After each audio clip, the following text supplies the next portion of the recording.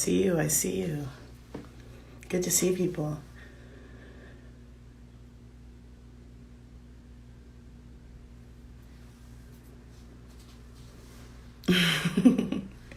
Hey, chum. All right, thank you, Heather. So this is part one of part two of the Community Justice Forum, which first kicked off, Spencer, in 2021 spring as part of our research efforts towards the first stone. And today is day one of part two. We're launching again today and tonight and in the coming weeks. I'm Donna Michelle, if you don't know. Where have you been? I'm personally coming at you from territories that are traditional to the Erie, Neutral, Wendat, Haudenosaunee, and Mississaugas. I am out here in the boony wilds of Hamilton, which is also subject to the Dish with One Spoon Wampum Belt Covenant, and part of the Between the Lakes purchase. I say all that, and I want to also add some reflections for you all from wherever you happen to be joining us, and some reflections that I'll also be sitting with around the land that you are on, and the lands we travel across, and the land affected by our work, even though we work digitally. In this way, as Shanae, who will be joining us shortly, often reminds me about the physical impact of our digital work on communities, environmentally and otherwise. So some just questions to sit with. Who are the nations on whose land you are currently residing? I feel like a lot of you know the answer to that. What are the languages of the place that you are in? Do you know any of the language of the place that you are in? Do you know what agreements you are implicitly subject to by being in the place that you are in? Not just the name of it, but like, what's in it? What does it say? And then how are you engaging in the present and future of Indigenous communities? And some of the answers to that might be, I don't know, and feel free to make a note of that and look into it. And we'll have some thoughts around that as well, in particular engaging in the present and future of Indigenous communities and get Indigenous people, Indigenous artists. How do we engage, amplify, support, resource, fund, and cheer for things that are good for Indigenous people? What? Yeah, so let's do a bunch of that all the time, forever, and throughout this stream. I'm going to invite Shanae Sodhi, and we are going to talk about the forum. Do I know how to do that? I think I do. Hey, how's it going? It's good. Already a victory. We made it live. Yeah, that's the greatest victory of all. Yeah, good to see you, bro. Yeah. Are your earbuds working? Mine aren't working for some reason. I think they are. I'm getting you loud and clear. Oh, okay, cool. Are you hearing all this bagpiping going on in the background? Let me see. No, and that's a shame, because that's not an easy art. That's very true, and somebody is very emphatically and very proudly playing them. So yeah, I appreciate where that is. Rarely drive down the street bumping the bagpipes, so you gotta get it when it comes. Exactly. It seems like a concert going out there. But I'm also in Tikoronto, and most of my work that I've been doing over the past while and where I've been living the past while has been out west on Coast Salish territories of the Musqueam, Squamish, and Tsleil-Waututh people, and that is unceded land. So there is no agreement. There is no contract of any sort. Basically, it means that those lands are unsurrendered, and that they belong to the people, to the MST people, and that those folks are still the people who should be taking care of them and are hopefully getting more governance power, although that's a really long story. But some of the cool things that are happening there is that there is food sovereignty movement that's happening. And if you want to know more about that, go down to the Astoria Farm, go down to the garden, which is in the downtown east side, and respectfully, go and speak to the folks there. Ask them what they need. Ask them if you can support them in some way. Might not be in the way that you know. Might not be in the way that you think. Might be a new way that you have to learn. Might be a new way that you have to learn to respect people and to engage with them. But that's something great that's happening out there. Nice. Good news. We rarely get good news. I love that. Thanks. Yeah, I would love to see that. Can you take a picture for me next time you're around? Yeah, I'll bring you around next time that you're in town, and I'll introduce you to everyone. Yeah, some incredible things happening there. It's like a huge garden lot, and folks from the downtown east side actually work there, because a lot of the time when community gardens pop up, they tend to be for the rich and wealthy who can afford them. Mm-hmm. And this actually gives folks whose land it is the opportunity to learn again how to grow, how to tend to those lands, and also gives them autonomy in terms of food is one of the biggest ways that especially this settler colonial government has really taken from Indigenous people their autonomy, right? The more that they can make them reliant on the Canadian government, the more that all those treaties and laws become very lopsided, right? Yeah.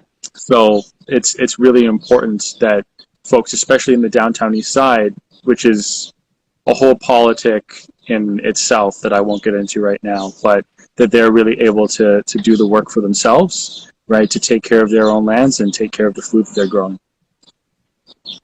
Excellent. Thank you for bringing us that excellent information. I'm thinking about, like, just in general, as we segue into what the forum's all about being mindful throughout, not just these sessions, obviously, but being mindful in practice that, like, in the same way that BLM was not a moment, Idle No More was not a moment. It's just something that you may have stopped hearing about because of the channels you're tuned into. Not you. I'm not talking to you. And in the same way, Land Back is not a moment. And so for folks to think about, like, if you said any of those things, like, what does that mean today, is another good reflection. Take them or leave them as you find them useful. But take them, though. So speaking of moving into action, Shanae, can you let's talk about the Community Justice Forum that we're now up to our ankles in, and can you help us to frame sort of what it's about?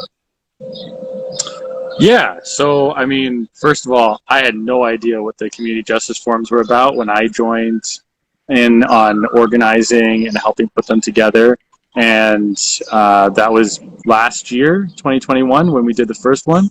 And I basically spent the years since trying to figure out what is this and how does it actually activate the art. And I think that's a really good way of putting it, is the Justice Forum's bridge between the actual art itself and what's happening in the community. Because art is being so commodified, and this is my personal opinion, but because art is being so commodified, we've really taken it away from the actual people, right? And it's often something that artists do, and we're supposed to spectate, and we're supposed to watch it, and then we're supposed to exit and go about our lives, right? But a community justice forum bridges the exact themes or the things that an art piece, in this case, the first stone, is talking about, and how those affect things that are going on in our community. And I think that's really important because art can really inspire people, but it's not the work itself, right? Art can really inspire people, but it's not necessarily going to get land back for people, or it's not necessarily going to educate an entire community about their identity that they've lost, right? So it's important for those things to go hand in hand. And I think it's really interesting that art has kind of, in a way, been there's been a real drive to separate it from culture, right? That culture used to be, like, art just used to be culture, there was no difference between art and culture. There was no separation. And that we've driven a separation in there so that now these are no longer stories that tell us how to live, right? These are no longer representations of who we are. Now it's about watching somebody explore form, which could be really great, but maybe that's not the thing that's going to really, lead to change in the community a lot of the time. So that's what I see it as. What do you see the community justice forums as? Oh, um, much of that also, but I mean, I think from the beginning it's been a matter of optimizing the impact of the resources that we are gathering to try to tell this story. And so rather than having a lot of closed conversations with a dozen people who are on contract for the purpose of equipping them to manufacture the product we desire, how can we get more from the conversation, engage more in broader perspectives by just having a larger conversation to which the community is invited. And so while informing our work is still very much an aspect of what we're trying to do, we are trying to not be in a closed system of thought. First of all, we are trying to be challenged in our values and say, like, these are the things we believe, but then what does that mean when you like go outside in the day-to-day, and just stay connected to the values, to the themes.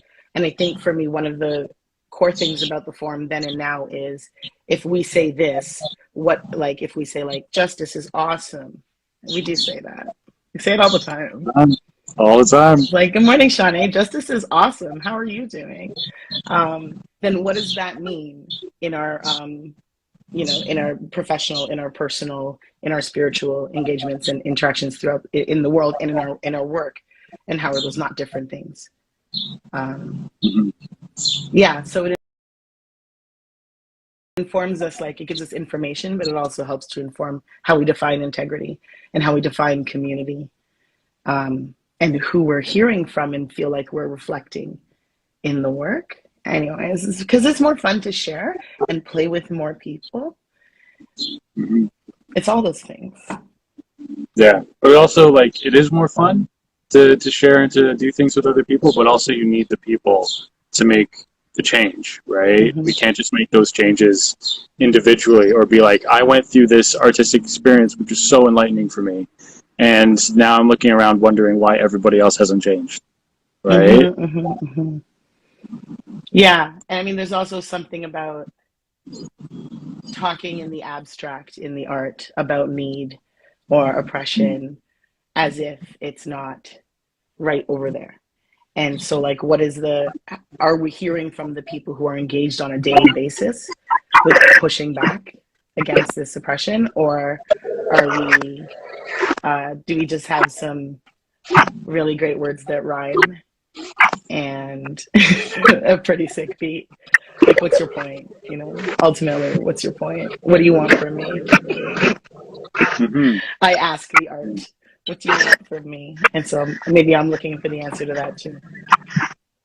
Like, what are we supposed to do? Yeah, what now, right? I feel like that's always a thing that, What now? or not always, but I think everybody who's watching this right now has had that moment where they've gone in, seen a really inspirational performance, art piece, whatever it is, and then just being like, okay, so what do I do now, right? Yeah. And art can inspire, and I also love the idea, especially in integrating direct action into art, of like, okay, so you inspired the people through the art. Now, what's the next steps, right? And how do you give that bridge to them? And also leave open the possibility of, like, whoever them is maybe knowing more. Like, maybe I read a book about it, and maybe it's what you do. Yeah, that's a good one. Very true. I almost definitely read a book about it. That I can promise you. But once or twice I was also there. So Yeah. Excellent. Yeah, so I think that sort of covers what the forum is for. I mean, the other thing is just that we're learning so much. and a lot of what we're learning answers questions that we know our colleagues share. And so as we're about to get into like what's up for the upcoming sessions, some of these sessions are in response to like, conversations that we're having in the community with colleagues that we are wondering the same thing. And we're wondering how we could not have to ask it 10 times to begin to build a shared vocabulary around evolving best practice in these areas. So that's sort of also part of what this part 2 series is about. Getting into it, because now we're going to talk about what's coming up. Yeah, and boy, do we have some incredible events coming up. Starting with this one. This is our very first one in terms of looking back where we left off. And then tonight we have Sustaining Design. Yes. And what's Sustaining Design about, Donna? Yvette Nolan is going to be in a conversation with Professor Ian Garrett and Jensen Emelin, and they're going to be talking about principles of sustainability in performance design.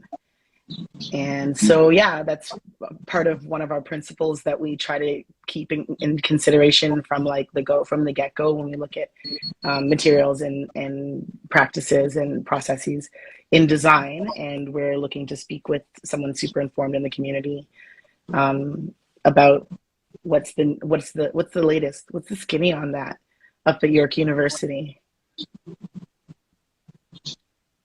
Yeah, which seems super interesting, and I cannot wait to tune into that one. And then we take a little bit of a break as we go into workshopping design elements of the first stone, which is a pivotal part of all of this.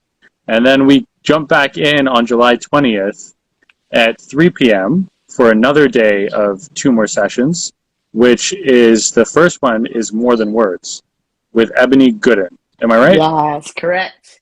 Yeah. Ebony Gooden is a very incredible, I think primarily multimedia, film and multimedia artist out in Alberta, doing great work. Also part of the Deaf Black Women's Collective, Black Devia, that just repped for Canada out at the Clin Doyle Festival in France. Big em up. Yeah, Courage is also a part of that collective, Courage Bacchus, and Huden Youssef and Tamika Bullen and Anna Jane McIntyre. I hope I remembered everybody.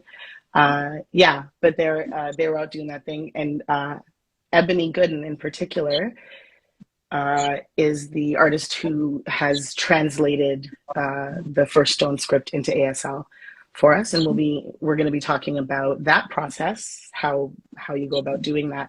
From my perspective, I'm thinking about being a playwright and how best to prepare the material or to communicate the layers of meaning, and Ebony's coming from her side as a translator, but also as a deaf creator, and looking at the difference between deaf authored work and work that's interpreted or translated. What up, Natasha?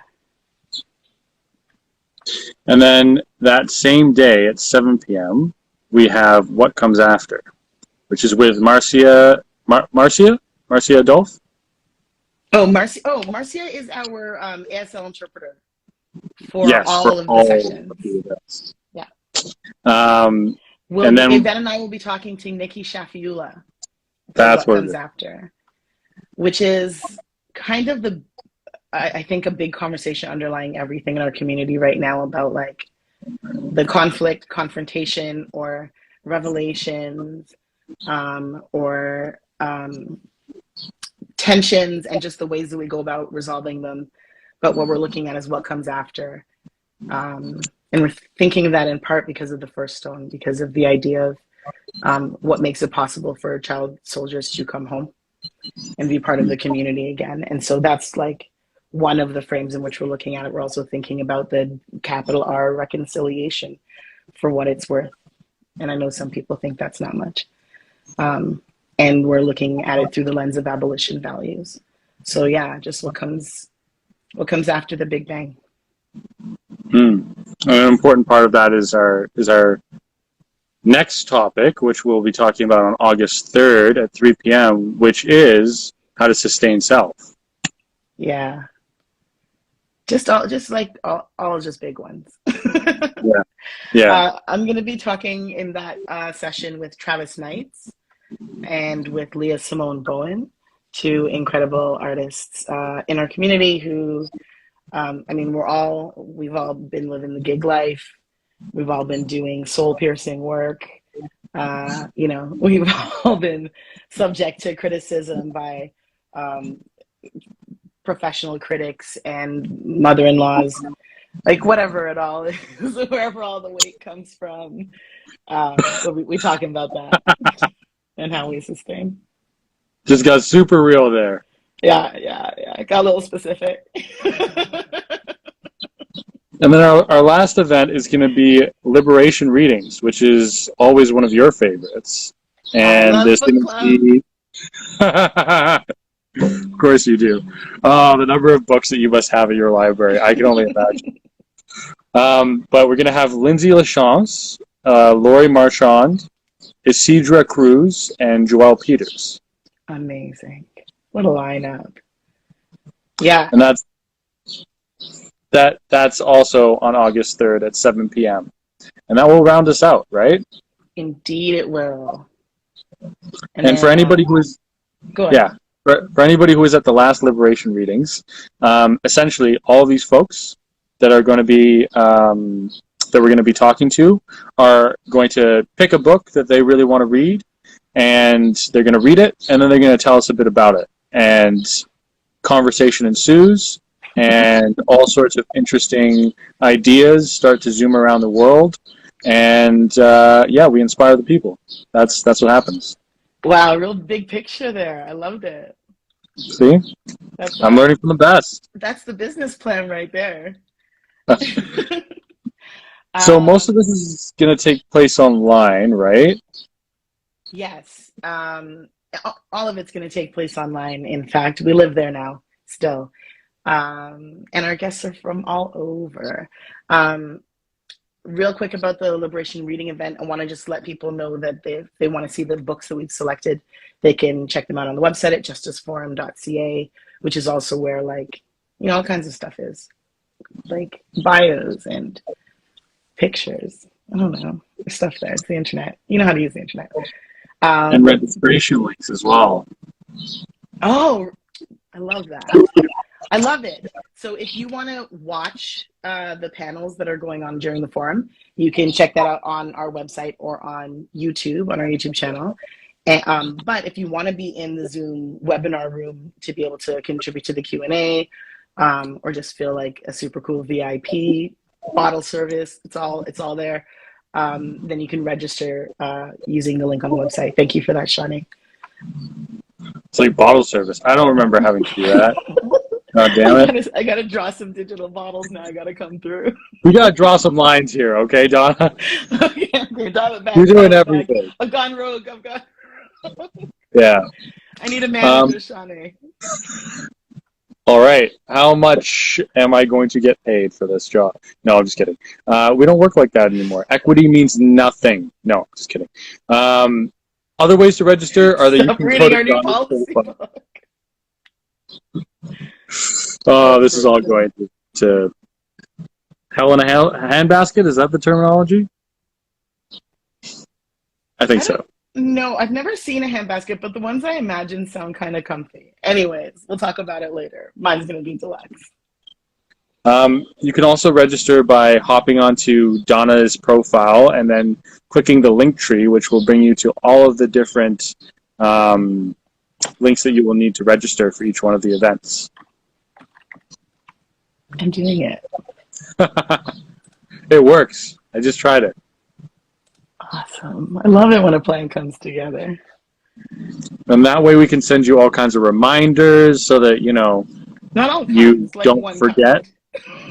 Yeah, one kind of reminder. Yeah. Okay, great. And as we've been saying, the work of the forum that we're very much looking forward to, starting at 7 tonight, is leading us into workshop for the first stone. And so we just want to quickly let you know about that as well. Are you better at this than me? You wrote it. You got to talk about it. I'm the worst. So the first stone, it's utterly epic. It's a part of the 54ology written by yours truly, that is drawn from the experiences of child abductees in Uganda.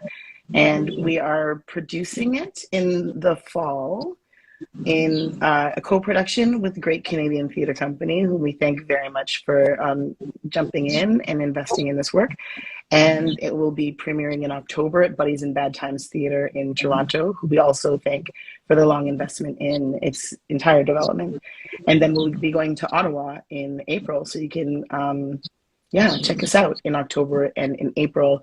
And in July, as Shanae mentioned, we're going to be working design workshopping and working with composition and choreography. It's all going to come together. But for now, we're going to focus on getting bigger, better, smarter, faster. We can do it. We have the technology.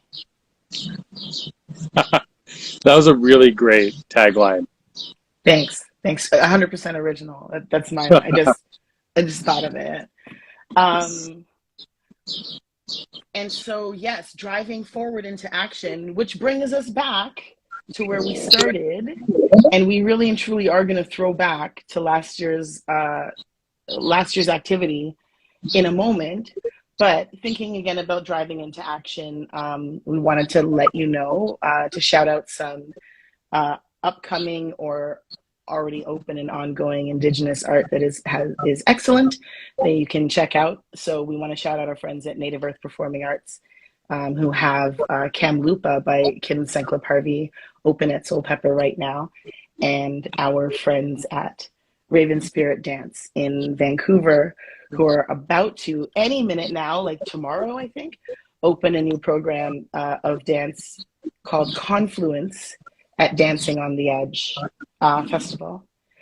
And as I mentioned on Twitter, which I assume you follow like it's a happening thing, Burnt Thicket Theatre, which is a settler theatre org in Saskatchewan, has put together a series of audio dramas called We Treaty People, which engages Indigenous and non-Indigenous playwrights in writing new audio dramas around the idea of being treaty people. And Joel Peters has a piece in there, and Curtis Petatus has a piece in there, and Yvette Nolan has a piece in there. It's all-star. I am absolutely leaving out people, and I'm so sorry. Once you start making lists, you painted yourself into a corner. So I'm cutting it off. But yes, check out all those. We'll be tweeting and posting about that excellent work in the coming days, or maybe right after this. When we do. Okay, great. That's an action you can take moving forward. Take in some Indigenous arts, support, amplify, enjoy, and gush about. So now that we've talked about the present and the future, the past. It all happened. Shanae, can you believe that happened last year in the spring on Al Gore's internet? I was actually reflecting with Lily Robinson about it, and I was like, that was 2 years ago? 3 years ago? How did we even get that done? I can't believe it. Skin of our teeth. Oh, I know how we got it done. We are always surrounded by this amazing team, including, biggest shout out to Heather Bellingham, who has really supported the forum and actually everything going on in New Harlem for the past year as a stage manager, as a digital technical director, as a producer, and is making sure that you can hear me praising her right now.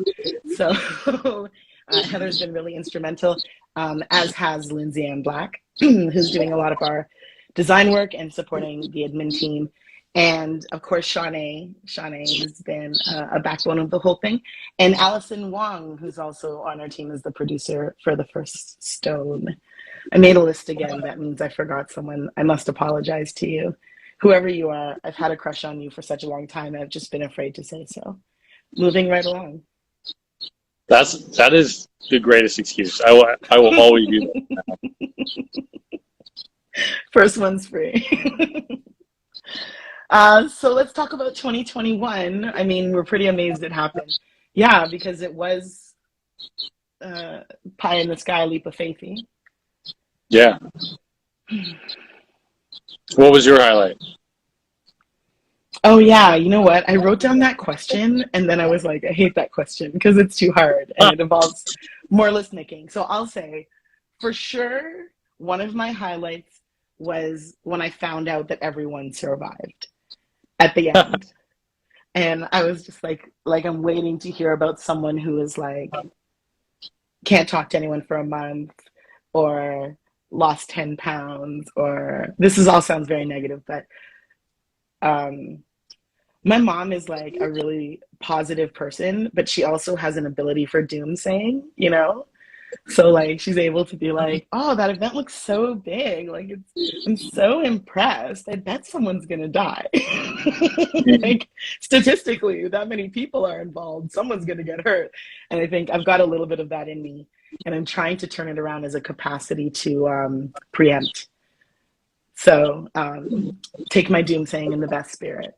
Um, or like ignore it. It's fine, whatever. We're the way we are. But we didn't doomsay the first community justice forum. We really were like, who are the people that we want to hear from about their experience? What's our A list? And then we didn't make a B list, and then we got everyone. Sick. Pretty damn cool. Like Shanae's like, oh, you know who we should have? We should have Emmanuel Zhao. And I'm like, okay, Shanae, great idea, thanks. I'll write it down. And then we get out of that meeting, and I Google Emmanuel Zhao, and I'm like, Shanae, the guy's a star. What are you talking about? Okay. Who do you think I know that I'm going to be able to get this guy for our event? And then we did. So that was a highlight for sure. And his performance was such a highlight. And the same night, the same evening, Raven Wings blew my mind repeatedly. What a stunner. Raven was recently in Manadoon's production of White Girls in Moccasins by Yolanda Bonnell, and just a whole other panoply of surprising things that Raven excels at. Just constantly amazed and pleased. And Elaine Lamb was a big highlight for me, who talked about misrepresentation of sex workers and migrant workers in art. Yeah, I felt broadened by that conversation with Elaine and with Chanel Gond. And I like the books, duh. I knew that you were going to say Liberation. Every day of the forum, I'd be like, that went well. 3 more days till books. What's your faves? I honestly, the books really were a big one for me, especially hearing from like Alicia and KP, and hearing KP talking about abolition and how we bring that into everyday life was something that really stuck with me, especially now that, I was for the past while working with an Indigenous men's health organization called Dudes Club, and working with a men's health organization is like lots of trauma, lots of people in the wrong, even us as an organization making mistakes constantly and trying to figure out how do we forgive ourselves, how do we forgive each other, and how do we find a way to move forward, because at the end of the day, the work that we're doing, the bond that we have, the relationships that we're building are the most important part. And that felt really complicated to me at times. And I've really sat with a lot of the things that KP was saying, especially as they were talking about like talking to their family about it, and like hearing their family say things that like weren't super abolitionist, right? And Yeah. being like, damn, okay, so how do I go about like having these conversations with them? And that's one that I've been thinking about a whole lot, and kind of bringing into like everyday conversations with people about like yeah, we can be angry about things. But where's the point where we figure out how to let go of things, right? And it might take years, it might take half your lifetime, but like, how do we work towards a place where we don't have to carry around the amount of stuff that we do in the society, right? Um, because Hmm. that was constantly being told to me too, of like, you can't carry everything around all the time, right? And I feel like abolition is a big part of that, because even if we put people in cages, we're not, the issue isn't done with. We're just putting more trauma into people, right? Yeah. So it doesn't really move forward in a good way, right? In a way that builds our society. A lot of the time, it tears it down even further in ways, right? Um, and then my other big one was also Nikki's um, accountability worksheet, and I've just been thinking, or the workbook. I've just been thinking about that a whole lot, and especially when I talk to my cousin, and we'll talk about school every now and then, but like, we don't talk about math and stuff, right? Hmm. We'll talk about um, all these bigger concepts about what it means to have accountability, what it means to have courage, what it means to be able to see the people in your family as the full humans that they are. Mm. And I've just looked back at that workbook several times as I've run into things along the way where I've hit this impasse of like, I don't know what accountability needs to look like in this situation. It's a really Yeah. complicated situation, or I don't really like what accountability is looking like, because a lot of the accountability structures that we have, I'm not a big fan of, Hmm. right? And having like workbooks that we can go back and reference is really Hmm. interesting. Yeah, so those would be my two highlights. I'd say, yeah, you're right. Nikki's workbook, which for anyone who wasn't with us last year, Nikki prepared a workbook that gave you a framework for working through and documenting your responses to each session in the forum that really gave you something to take away, like what resonated with you. And it was such a great tool.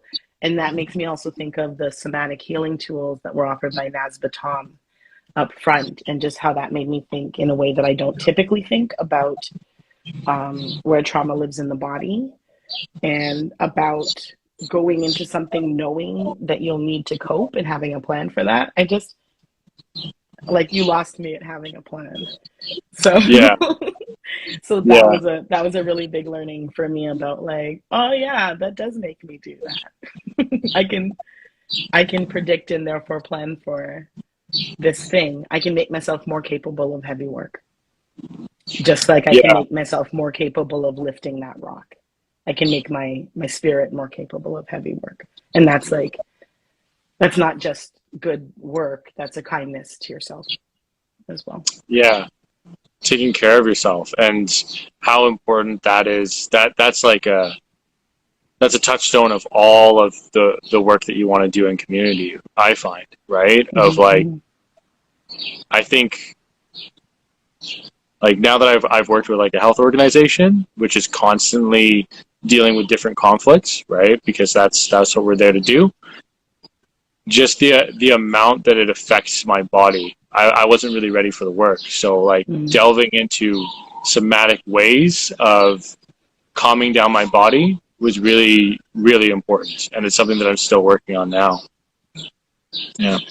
What do you think about, like, is there a place for that in the room, in the creation space? Oh yeah.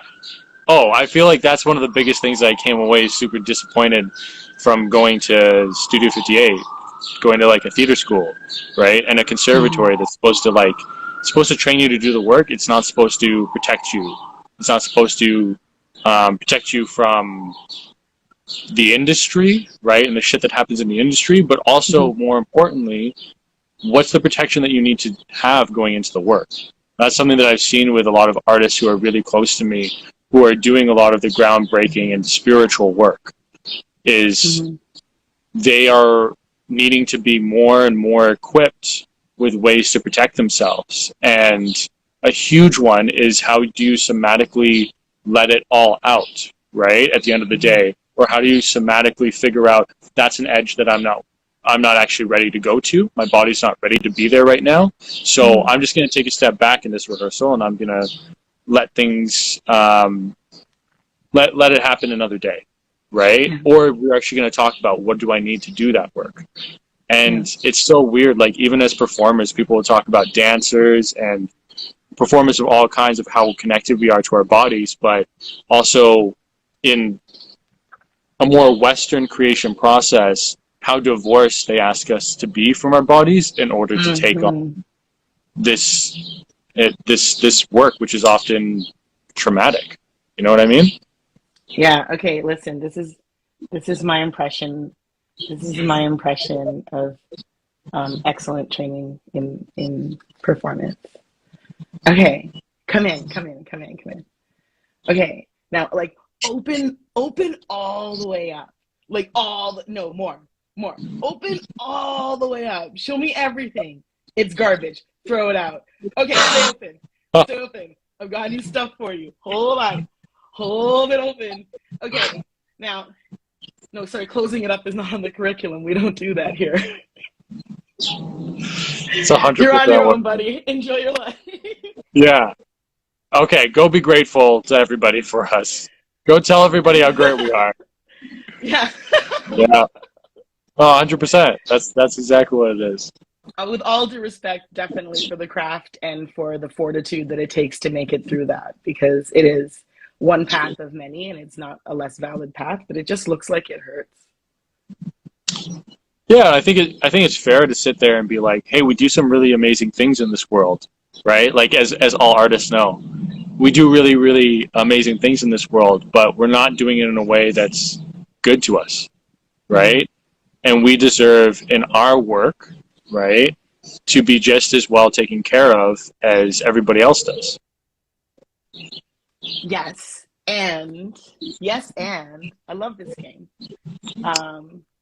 There's an extent to which that is not being provided or offered, and there's an extent to which we underestimate what we can ask for, or as some people would put it, demand.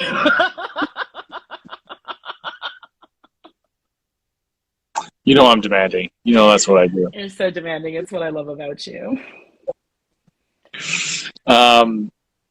Yeah, I agree with that. Yeah. Other throwback things. I want to talk about, do you have a big takeaway idea?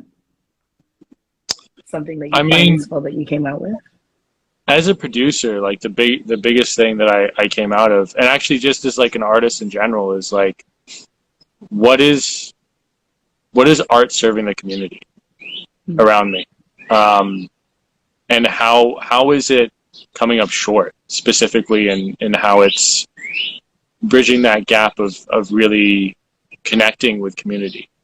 And I was talking to one of my elders, Ganadio, about this and being like, you know what, I don't want to really do art these days. I'm really tired of going in, seeing somebody put on a performance and then just walking out of there like I'm not supposed to be, like we're all not supposed to be changed by this and go forward in a new way, right? And he said that like the issue that he sees in a lot of Western art is that like it's all form over function, right? And so for me, the past year has been all about how do I ground that function in how do I ground the art in function, right? And analyzing ways in which I think capitalism has really enabled us to escape from that, from the service that art gives to an entire people, right? Yeah, I think that's probably been my biggest takeaway. The inherent actual function and value of culture, I guess. Yeah. What about you? Although, before I answer that, and I'll segue beautifully, I would like to, as you know I love to do, offer you a reframing of the last performance you saw that made you feel like you had walked out untransformed. I would offer that that feeling that there has to be more is the transformative moment or origin story, depending how villainous you feel right now. But that is what you took away from that performance. That for you, it needs to be more. And then whatever that commitment is moving forward to doing that. Just saying no time's ever wasted. We're always growing and becoming who we are now and we'll leave behind tomorrow. You are wise. You are wise, and you are 100% correct. Well, luckily, I'll be leaving all that behind tomorrow.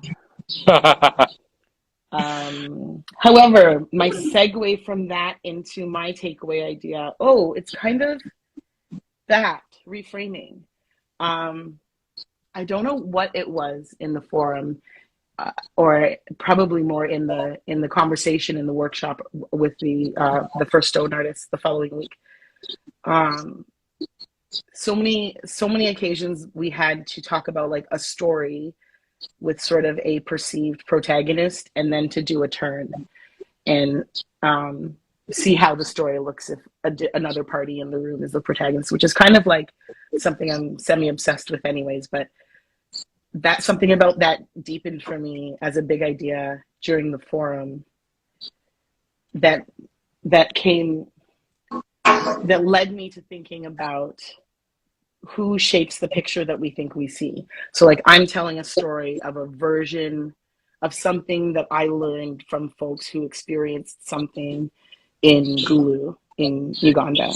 And the story that I heard is informed by who they think I am and what they think I want the story for. And the story that I heard is informed by who they are and where they sit in the picture of that story. And that's like a terrible example because I actually think that those folks who are most impacted by what took place are absolutely the right people, the best people to ask for their story. But we're not always able to do that. And so like constantly asking like, what is this story that I was told? Example, all these American news stories that tend to play as their like good news or a special interest piece of the day on like Fox and the sort of local Fox affiliates that are like a little boy's mom couldn't afford cancer treatment, so he made a lemonade stand. And that's like supposed to be nice. That's supposed to be a nice story. And it just like, it's sickening that that's not a story about the failure of healthcare, that's not a story about like voluntary child labor, but child labor nonetheless, that's not a story about desperation. And that's not a story that is like multiplied many times across the nation and it has systemic, et cetera. Like that story's that's not interesting. There's a cute boy. The lemonade's 25 cents. It's going to take him forever. What a good boy. And so, the question about who has shaped the story that we're receiving and what does it serve that it is shaped in the way it is shaped. Who has shaped the way that we see the children who've been through this experience? And how does the shape of the story about them affect whether they can come home? So the bottom line play-wise, but in a larger way, where are all these liars coming from, and how do they all get jobs on Fox? It's another story to write at another time for anybody who really felt. So that shit is dark. Anyways. Sorry, it's that time of day. Yeah, no, it's all real. It's all real. Segue? Yeah. Questions that you're left with or ideas that you think move us into the world of the play or move us into action? I think one big question that I have is, how do you get to know the community around you, right? And that's just been a really broad question that I've kind of carried,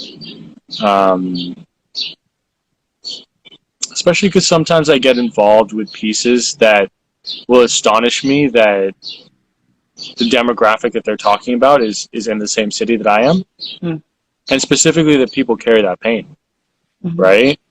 because I used to know so much of the stories of the people that I grew up in the same neighborhood of, right? When I grew up in Overbrook in Ottawa, and it was a lot of low-income people, so we would spend time together, right? We would help each other out, but you also hear their stories, right? And I feel like I don't have that as much anymore. So how do I get to know the people in my community enough that I know what they're carrying? That's a very good question. And you reminded me of something that I wanted to tell you guys about.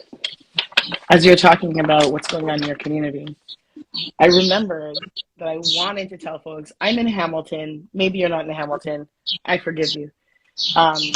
That out here we have community fridges, and there might be community fridges where you are. I was so surprised to find how much more common than I thought were the tiny libraries that I only knew from Vancouver. And then Marilyn Nunez was like, walk this way. It's like 2 blocks from my house on a street I never went down. Was the cutest. So I guess my answer for me would be walk around more. Okay, Marilyn, I know.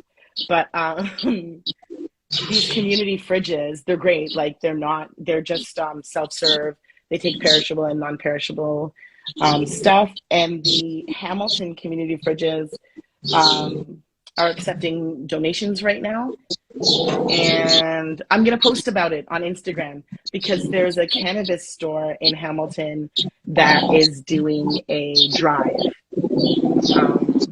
that has a promotion in exchange for bringing food for the community fridge through there. And I think that's like also a really great way to know the community, to become like a hub of service to something that is an apparent need. Service is always going to be my answer about community, right? Like walk in and be useful. When I first started working at Native Earth, after I mysteriously got the job offer, then they had like a show coming up at the center, and I walked in and I was like, this is so awkward. I'm by myself in a space where everyone seems to know each other and I have no function.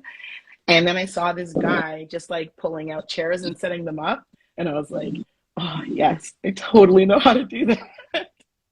And it was just like, this is excellent. Like, this is how I want to introduce myself to this community, unpacking chairs. Thank goodness this perfect opportunity has presented itself to me. Because like otherwise, the first time seeing me, I would be standing. I would just be standing looking sad because I didn't like belong there. But I was like, service is always a place where I feel like I belong. So service will always be my answer, because also I'm very strong and I can lift lots of things. Yeah. I don't know why. I need everyone to understand that, because sometimes I want to lift a thing, you know? I need that to be like within the realm of things you might ask me to do. I like to lift a thing. I really like to lift boxes of food donations for the community fridge. So if you want to make a hefty donation and you want me to come over and lift those boxes, like that's a good ask. We have fun. My question that I'm left with is the giant question of all of this, which is, what is a meaningful way to drive towards action in and with and through the art? Like, the art is what we are driven to do. It's what we do. That's stipulated for the record. So how are we using the thing that we need to do, the thing that we're capable of doing, the thing that we feel strong contributing to? How does that drive to action, either for us personally or for others, and for others, with others? Let's just get it done, right?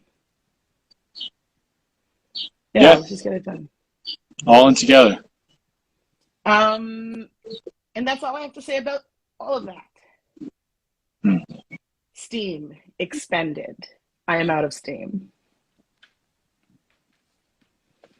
Any last thoughts? Oh wait, there's an acknowledgement that I neglected up front, but I want to say that a lot of the stuff that we're talking about today, a lot of the memorable moments are extra memorable because playwright Lily Robinson also worked with us throughout the last forum to like get name drops. Like they made lists of like these are the books that people suggested, so we could take a look at those. These are movies folks suggested. This is music. These are some hot quotes that people dropped, and that also has been um, turned out to be super duper smart because reviewing that, I was like, my brain didn't retain all of this, and this is really, really good. Every project should have somebody to do that. Yeah. Yeah, it's not bad. It's not bad. Or just like, I mean, I don't know if there's such a thing as an every project thing, right? But I think that we should always be um, expansive in our thinking about what a project needs. Not which of the 6 things that we normally do should we do, but which of the 10 things we don't do should we do?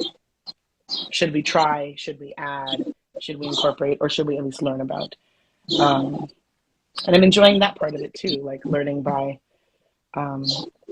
kind of succeeding. And I think we talked about this in our checkout at the end of the last forum, just like embracing forgivable mistakes. Like no one didn't get an organ that they needed because I forgot to name someone on the list, even though I will not sleep about it tonight. But like really understanding what is critical in our work, what things can't be moved, what things actually we can afford to go slower on. Thinking about all of those things, justice as environment, justice as humanity, justice as paperwork, just all day long. And heart. I play all the hits. It's everything all at once. Yeah, we better get out of here before I Kamehameha somebody. It's sundowning. But we do have quite a great and large community gathered around this work and helping to support us with skills and knowledge and boosting and awesomeness. So yeah, let's do some appreciation. Let me think. Obviously, we want to give our gratitude to like the folks that have been with us from the beginning. Basically, have been a steady support all the way through the development and going into production. So like National Arts Center, Buddies in Bad Times Theatre, Canada Council for the Arts has come through time after time, Ontario Arts Council, the Toronto Arts Council. And then we've got a lot of support from our colleagues in the community, from Why Not Theatre, from Rumble in such a big way, from Lemon Tree, Nightwood, and Native Earth. I'm making a list. It's a disaster. Why do I start? You're doing great so far. You're on fire. But I got nervous. I lost my confidence. No, I think that's pretty much everybody. It couldn't possibly be, but needless to say, our community is massive and they are generous. And they come through. And I just, as an indie company, especially as we're going into Fringe, I know a lot of companies were just born, going into festivals with a bunch of brand new born companies. It's nice to help. And sometimes companies have things they're not using that not a bother. And it is a way of building community and being in partnership. And so like, I don't know. I just feel like sometimes there's a narrative about the distance between the indie and the like operating companies, and it's less of a distance than you think. So if you need something, consider asking for it. You'll be so surprised, or you won't. Maybe you know everybody's nice. Oh, no, am I just doomsaying? No, I'm Pollyanna. It vacillates. I go both ways, is what I'm saying. Thank you, Shanae, so much for being an amazing partner in this work. Well, thank you for being the spark of this work. I set fires. I do. All the best ones. All of our favorite buyers. Donna Michelle. This is so bad. Now I can't send the link to my mom. She knows. She knows. Just walking around with a jug of water at all times with my mom. As we're continuing to think about meaningful engagement with all of our colleagues and peers and allies and community members, and being particularly mindful of rebalancing access and resources for Indigenous artists in particular, I'm going to find somewhere to put a link. Maybe if you put on the link tree. I don't know. I'll get smart about it in 1 minute. Okay. We'll throw it in the link tree. Yeah, because there was a fantastic panel put up by Imago Theater in May that is still online and is really great. It's a roundtable on Indigenous theater practices featuring Keith Barker, Phelan Johnson, and Yvette Nolan. Phases. It's really great panel discussion. They touch on a number of really great reading resources. But I want to remind folks that if you're thinking about collaborating with Indigenous artists, or if you're thinking about engaging with Indigenous artists, that many of them have had to go to school to learn the way of theater making that you are familiar with, and there are ways that you can make an effort to get to understand what Indigenous practice could look like. And here's a start for you. So what are some aspects, or what can you expect, and should you prepare for, and should you generously offer and provide no barriers to in collaborating with Indigenous artists? Imago hopefully has offered this conversation as a starting place for considering that. And everybody knows what to do with money. So that said, let's be meaningful actors in our community, capital A, lowercase a, at symbol, and let us be in relation with each other as we need and as we see need. And those are my thoughts today. Oh, and let's see each other at 7. Yeah. At 7 Catch tonight us back. for sustainability and design. The link is in Donna's bio.